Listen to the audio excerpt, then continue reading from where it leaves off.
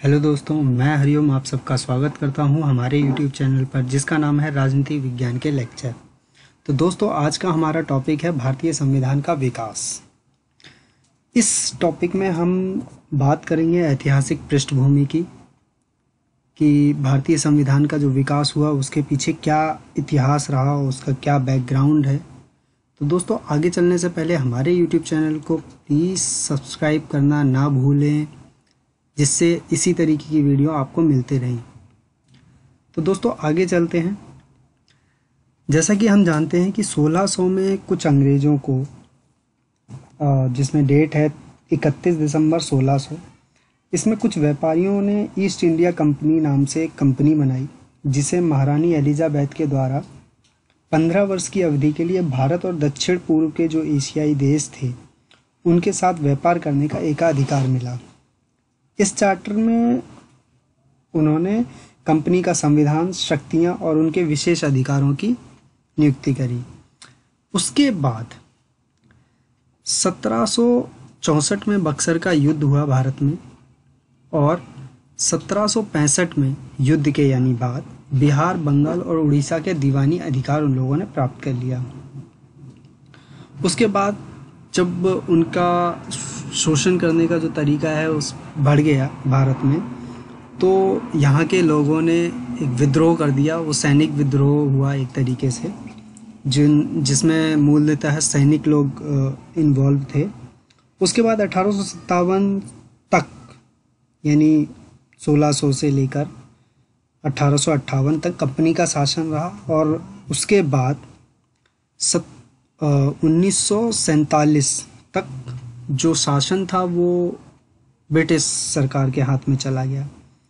उसके बाद कई तरीके की संशोधन हुए, कई तरीके के अमेंडमेंट आए, यानी कि अधिनियम आए, रेगुलेटिंग एक्ट आए, और उनमें सुधार करते करते और हमारे भारतीय जनता की और नेताओं की जो मांगे थी कि हमारा जो भारत है वो स्वतंत्र होना चाहिए, की मांग को मानते हुए 1946 में संविधान सभा का गठन किया गया, जिसका काम भारत में एक संविधान का निर्माण करना था, जिससे भारत अपने आप को स्वतंत्र करने के बाद चला सके।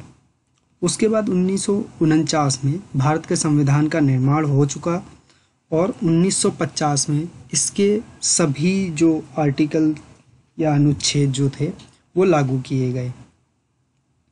अब हम देखेंगे कि बेसिकली इसकी ऐतिहासिक पृष्ठभूमि क्या रही। तो ऐतिहासिक पृष्ठभूमि जो सबसे पहला आर्टिकल था, या उसे रेगुलेटिंग एक्ट कहते हैं, जैसे कि 1773 का रेगुलेटिंग एक्ट। एक्टों को हमने दो भागों में बांटेंगे अच्छे से समझने के लिए।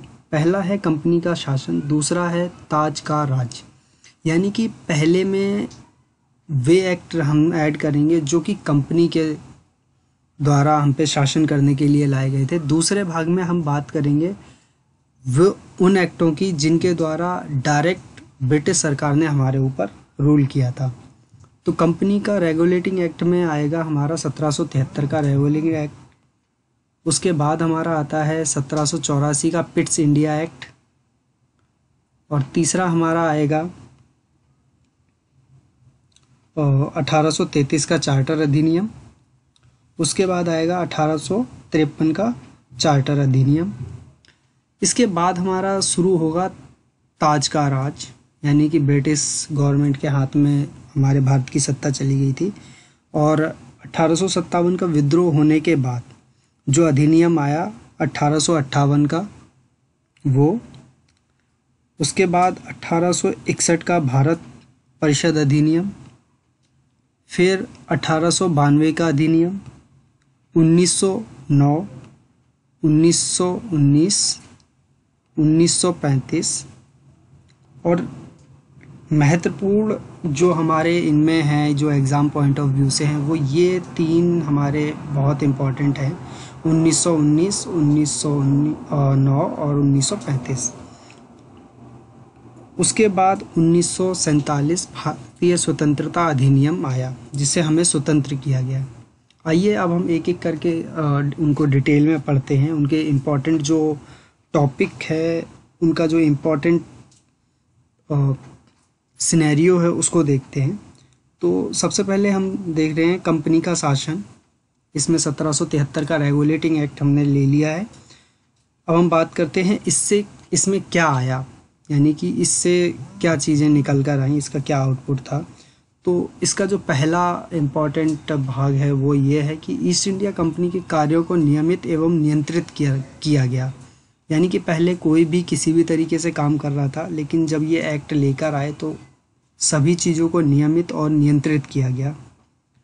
जो प्रशासन की शक्तियाँ थी उसको केंद्र में रखा गया, यानी केंद्रीय प्रशासन की नींव रखी गई। उसके बाद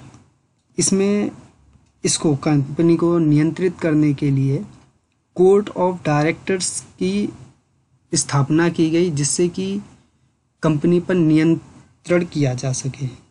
उसके बाद बंगाल के गवर्नर का नाम बदल दिया गया, या पद का नाम बदल दिया गया, हम कह सकते हैं। बंगाल के गवर्नर जनरल बना दिए गए। और पहले जो गवर्नर थे वो लॉर्ड वॉरिंग हेस्टिंग थे। देखना दोस्तों, मैंने पहले ही जो हमारा इम्पोर्टेंट है उसको रेड किया हुआ है। कभी भी जब हम देखते हैं कोई पहला या पहली बार हुआ है या किसी चीज़ का निर्माण हुआ था, पहला व्यक्ति कौन है, इन सब चीज़ों पर हमारे क्वेश्चंस बहुत ज़्यादा आते हैं। किसी कम्पिटिटिव एग्ज़ाम्स में या कोई नॉर्मल एग्ज़ाम भी देते हो तो कोई नाम या पहली चीज़ उसको बहुत इम्पोर्टेंस दी जाती है। तो इसलिए इस 1773 के रेगुलेटिंग एक्ट में ये हमारे जो 6 पॉइंट है वो बहुत इम्पोर्टेंट है। आइए अब हम आगे बात करते हैं 1784 का पिट्स इंडिया एक्ट की। इसके क्या क्या मेजर पॉइंट थे उनकी अगर हम बात करें तो पहला जो मेजर पॉइंट था एक्ट ऑफ सेटलमेंट। इसका जो नाम है पिट्स इंडिया एक्ट, और इसका दूसरा एक और नाम था, उसे कहते हैं एक्ट ऑफ सेटलमेंट। दूसरा जो है वो व्यापार और राजनीतिक प्रबंधन अलग अलग करे गए, यानी राजनीति को अलग किया गया, व्यापार को अलग किया गया।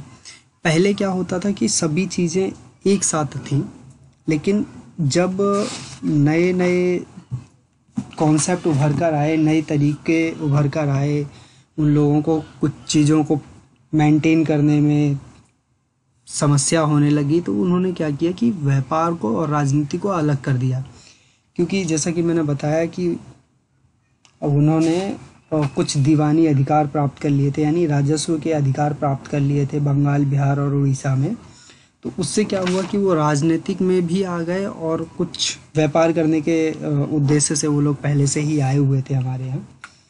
तो उसके बाद तीसरा जो हमारा पॉइंट है 1784 के एक्ट में वो है कि इसमें दोहरा शासन हो गया। पहला बोर्ड ऑफ डायरेक्टर जिसने व्यापारिक मामलों को संभाला, बोर्ड ऑफ कंट्रोल जिसने राजनीतिक मामलों को संभाला। उसके बाद इस एक्ट ने द्वैत शासन की व्यवस्था का शुभारंभ किया। जैसा कि मैंने बताया कि रेड में मैंने उन चीज़ों को डाला है जो पहली बार हुई हैं, यानी कि शुभारंभ या आरंभ हम कह सकते हैं। तो इसे देख लेना कि इस एक्ट से द्वैत शासन यानी दो तरीके की शासन की व्यवस्था हुई। कौन से दो तारे शासन है ये? हमारे ये वाले, व्यापारिक मामला और राजनीतिक मामला। तो दोस्तों इसके बाद जो हमारा चौथा है वह है अधिनियम। दो कारणों से महत्वपूर्ण और ज़्यादा महत्वपूर्ण था, और वो क्या थे? पहला था भारत में कंपनी के अधीन क्षेत्र को पहली बार ब्रिटिश आधिपत्य का क्षेत्र कहा गया, यानी कि जो जितना एरिया कंपनी के अंदर आता था, जिस पे कंपनी का राज था, उसे पहली बार ब्रिटिश आधिपत्य क्षेत्र कहा गया, यानी उसे ब्रिटिश के अंदर आने वाला क्षेत्र कहा गया जिस पे ब्रिटिश का कब्जा था। ठीक है दोस्तों। तो और दूसरा कारण क्या था? दूसरा कारण था ब्रिटिश सरकार को भारत में कंपनी के कार्यों और इसके प्रशासन पर पूरा नियंत्रण हो गया था, यानी कि ब्रिटिश सरकार को भारत में कंपनी के कार्य और इसके प्रशासन यानी कि व्यापार और राजनीति और यहाँ पर प्रशासन भी आ गया है, जिस पर इनका पूरा नियंत्रण हो गया था। तो दोस्तों यही इसकी इम्पॉर्टेंट फैक्टर्स हैं और इम्पॉर्टेंट चीज़ें हैं जो आपको याद रखनी है। उसके बाद हम बात करते हैं 1833 के चार्टर अधिनियम की। चार्टर अधिनियम में भी 5-6 इम्पॉर्टेंट पॉइंट है, आइए बात करते हैं उनकी। पहला जो टॉपिक है उसमें बंगाल के गवर्नर जनरल को पूरे भारत का गवर्नर जनरल बना दिया गया। अभी देखिए यहाँ ये भी इम्पॉर्टेंट है, इसमें देखिए आप देखेंगे कि बंगाल की गवर्नर जनरल को, जो अभी मैंने बताया था कि नाम चेंज किया गया था, ठीक है, उसको क्या किया गया, पूरे भारत का गवर्नर जनरल बना दिया गया। उसके बाद एक वाणिज्य एक निकाय के तौर पर ईस्ट इंडिया कंपनी की गतिविधियों को समाप्त करके इसके प्रशासन निकाय बनाया गया। यानी कि वाणिज्य यानी कि जो व्यापार करना है, कंपनी का काम था व्यापार करना, उसको समाप्त करके इसको प्रशासनिक निकाय बना दिया गया। यानी कि अब ये क्या करेगा, ये काम करेगा राजनीतिक तौर पर सीधा ब्रिटिश सरकार के लिए। तो उसके बाद हमारा है पहले के जो कानून थे जो बनाए थे इससे पहले 1833 से, उनको नियमित कानून कहा गया, और नए कानून जो आए यानी उसके बाद जो कानून आने लग गए उनको एक्ट या अधिनियम के नाम से हम जानने लगे। तो दोस्तों अगला है हमारा कि सिविल सेवकों के चयन के लिए खुली प्रतियोगिता का आयोजन शुरू किया गया। जैसा कि हम जानते हैं कि अंग्रेज जब हमारे यहाँ थे तो वो बहुत ज़्यादा क्रूशियल तरीके से रहते थे, यानी बहुत ज़्यादा भारतीयों को अपने साथ ना रखना, इस तरीके की बहुत सारी गतिविधियाँ होती रहती थी, बहुत ज़्यादा सताना। लेकिन जब ये 1833 का चार्टर अधिनियम आया तो उसमें क्या किया गया कि कोई भी भारतीय भी इस जो सिविल सेवक, जैसे आज IAS IPS के लिए हमारा UPSC एग्ज़ाम कंडक्ट करता है तो उसके लिए भी खुली प्रतियोगिता होती है, कोई भी भारतीय उसके लिए आवेदन कर सकता है। उसी तरीके से उन्होंने भी इस चीज़ को लेकर आए। उसके बाद हमारा है अगला कि कोर्ट ऑफ डायरेक्टर को समाप्त किया गया। जैसा कि अभी ऊपर हमने देखा था कि कोर्ट ऑफ डायरेक्टर की स्थापना करी थी जिसका काम था व्यापारिक मामलों को संभालना। अब जैसा कि मैंने बताया कि इन्होंने क्या किया था, वाणिज्य यानी व्यापार को हटा दिया था और अब सीधा प्रशासन होना था, यानी कि डायरेक्ट उन लोगों का काम था कि शासन करना है हमें। तो उन्होंने क्या किया, कोर्ट ऑफ डायरेक्टर जिसका काम था राजनीतिक गतिविधियों को संभालना, उसको समाप्त कर दिया। उसके बाद हमारे भारत के प्रथम गवर्नर जनरल, जैसा कि मैंने अभी बताया कि यहाँ नाम चेंज कर दिया था, तो वो थे लॉर्ड विलियम बेंटिक। ठीक है दोस्तों, आइए अब आगे बात करते हैं 1853 के चार्टर अधिनियम की। इसमें पहला है, इस अधिनियम से पहली बार गवर्नर जनरल की जो परिषद के विधायी और प्रशासनिक कार्य जो थे उनको अलग अलग कर दिया गया। यानी कि जो गवर्नर जनरल की परिषद थी, जो हमारे यहाँ गवर्नर जनरल थे, उनके विधायिकी काम यानी जो राजनीतिक कार्य हैं वो, और प्रशासनिक कार्य हैं जैसे आज हमारे जो जिसे हम कहते हैं कार्यपालिका, ठीक है, तो उसको अलग अलग कर दिया गया।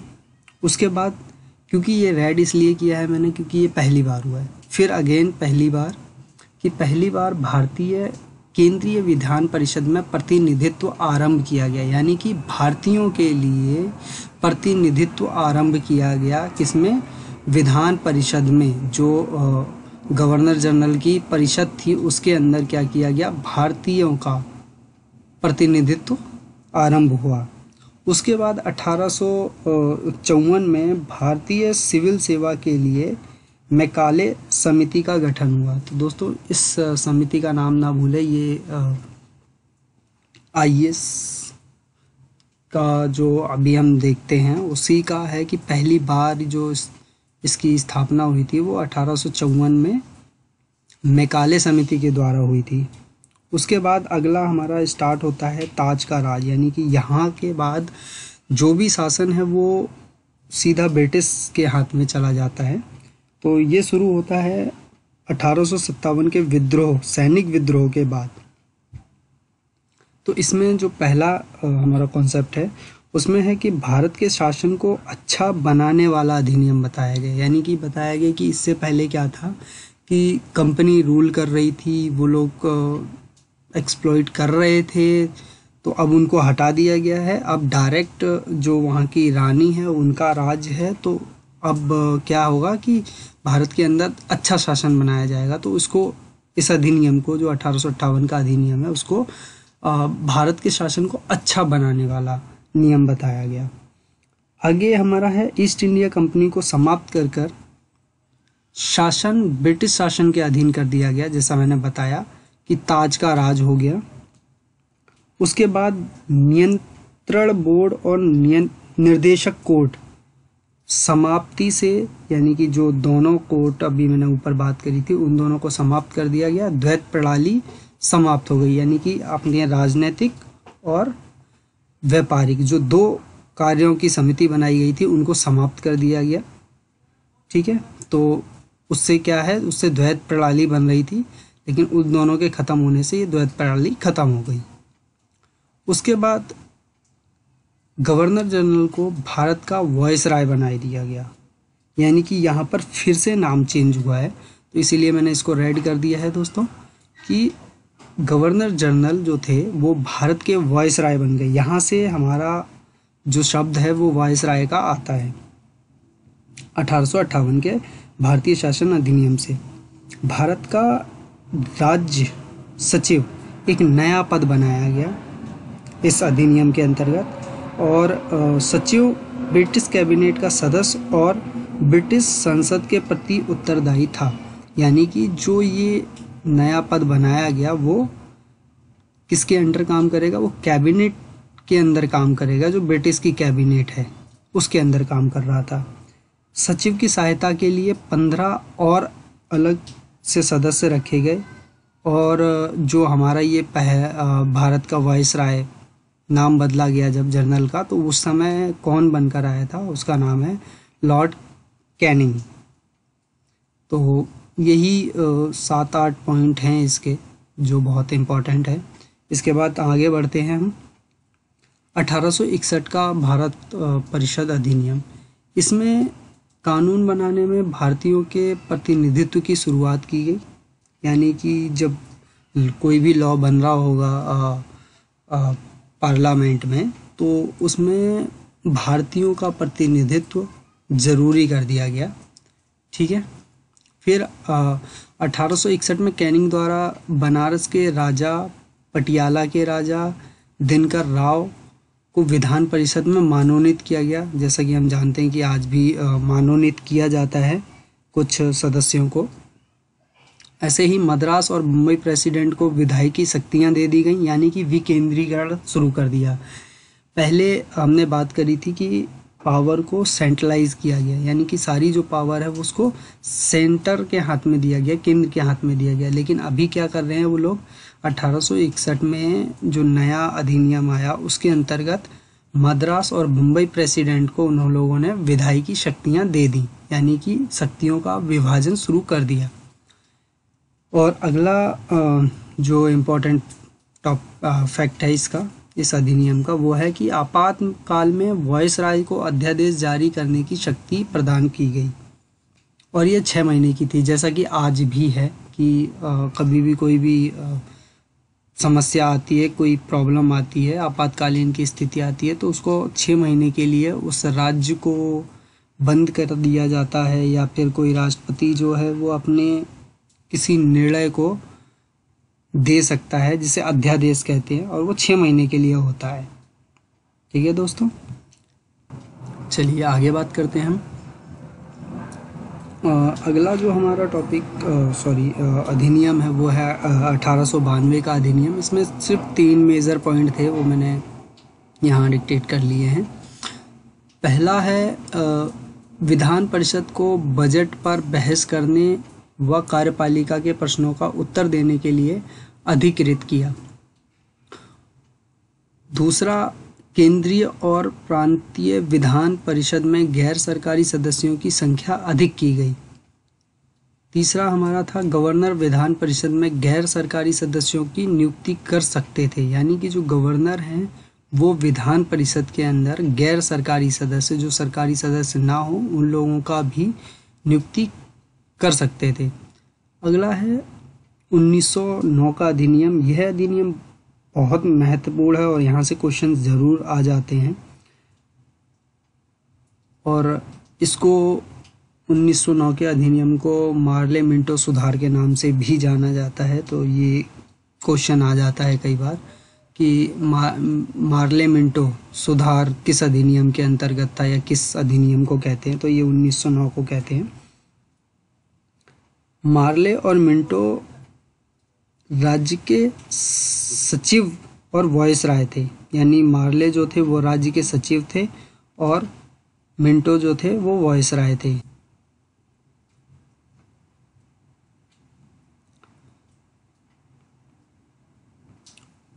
उसके बाद वॉइसराय की कार्यपालिका परिषद के प्रथम भारतीय सदस्य जो थे उनका नाम है सत्येंद्र प्रसाद सिन्हा, यानी कि ये पहले व्यक्ति थे जो कि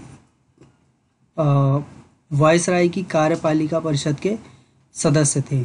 मिंटो को सांप्रदायिक निर्वाचन का जनक कहा जाता है, यानी कि इन्होंने क्या किया था कि मुस्लिम लोगों के लिए अलग से प्रतिनिधित्व की वकालत की थी और उनको वो चीज़ प्रोवाइड भी करवाई थी कि वो लोग अलग से मतदान कर सकते हैं। अब आगे बढ़ते हैं तो 1919 का अधिनियम है। इसे मॉन्टेक चेम्सफोर्ड सुधार के नाम से भी जाना जाता है, जैसा कि पीछे हमने देखा था। उसका भी अलग नाम था एक, इसका भी 2 नाम है। तो इसके इम्पोर्टेंट जो फैक्ट है वो ये है कि केंद्र का प्रांतों पर नियंत्रण कम किया गया।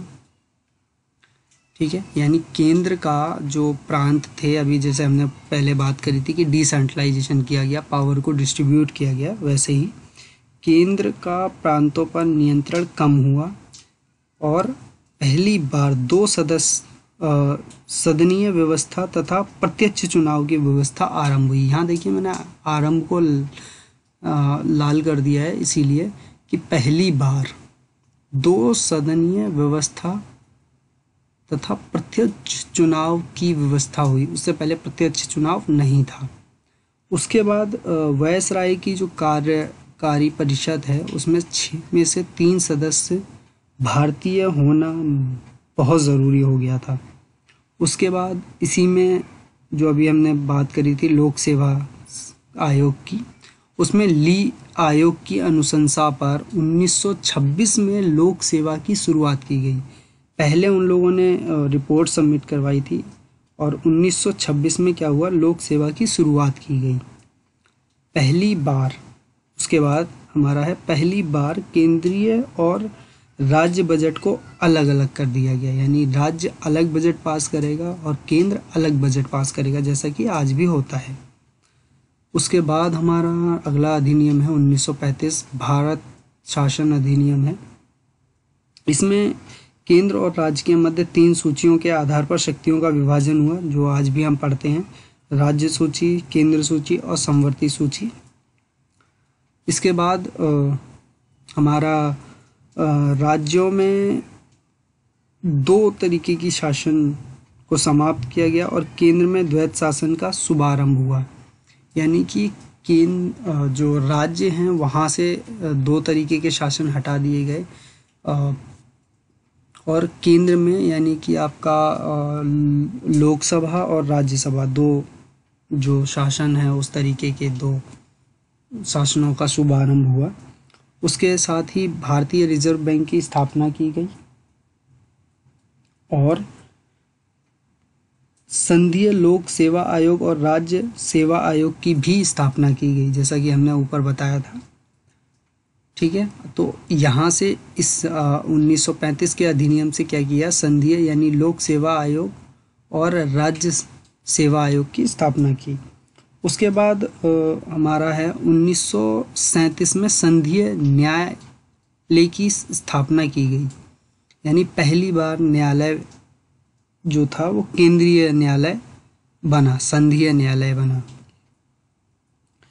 और जो जैसे अभी हमने ऊपर पढ़ा था, उसमें क्या किया था कि मोमडन लोगों को अलग से प्रतिनिधित्व दिया गया था। तो इस अधिनियम के अंतर्गत क्या किया गया कि वही सांप्रदायिक प्रतिनिधित्व की जो व्यवस्था थी उसको थोड़ा और विस्तार कर दिया गया। इसमें SC ST वाले लोगों को भी लिया गया, और इसके साथ ये हमारा ख़त्म हुआ। और अगला है हमारा 1947 भारतीय स्वतंत्रता अधिनियम। इसमें क्या किया गया कि 15 अगस्त 1947 को भारत स्वतंत्र और संप्रभु राष्ट्र घोषित किया जाएगा, ऐसा उन लोगों ने कहा। भारत और पाकिस्तान दो तरीके के राज्य उन्होंने बनाए या देश बनाए एक तरीके से, ठीक है। उन्हें अलग अलग पावर दी कि वो अपना अपना संविधान बना सकते हैं और अलग अलग रह सकते हैं, या तो वो साथ भी रह सकते हैं। इसमें कोई मतलब उनको अपना डिसीजन लेने की आज़ादी दी गई थी। तो उसके बाद है हमारा वायसराय पद समाप्त कर दिया गया और गवर्नर जनरल का पद बनाया गया, यानी कि अभी हमने बताया था ऊपर कि उन्होंने वायसराय का पद बनाया था। अब उसको 1947 के अंतर्गत क्या करते हैं, वो लोग समाप्त कर देते हैं और गवर्नर जनरल का पद बनाते हैं। उसके बाद यानी जो रियासतें थी हमारे यहाँ, उन सबको आज़ादी दे दी और भारत और पाकिस्तान में मिलने की भी आज़ादी दे दी, यानी वो स्वतंत्र भी रह सकते थे और भारत या पाकिस्तान में मिल भी सकते थे। जैसा कि आपने 12वीं की क्लास में पढ़ा होगा या पढ़ेंगे कि जो कश्मीर है और आपका मणिपुर है और हैदराबाद है, ये जो स्टेट थे, जो राजा थे यहाँ के, वो लोग ना भारत में मिलना चाहते थे ना पाकिस्तान पे, तो उसकी वजह से बहुत प्रॉब्लम क्रिएट हुई थी। और उसके बाद ही हमारा है भारत का सम्राट शब्द जो होता था कि पहले राजा को बड़ी बड़ी उपाधियाँ दिया करते थे, उनको समाप्त कर दिया गया। तो दोस्तों आज का लेक्चर हमारा यहीं ख़त्म होता है। अगली बार फिर मिलेंगे नए टॉपिक के साथ, और हमारे चैनल को सब्सक्राइब करना ना भूलें। धन्यवाद।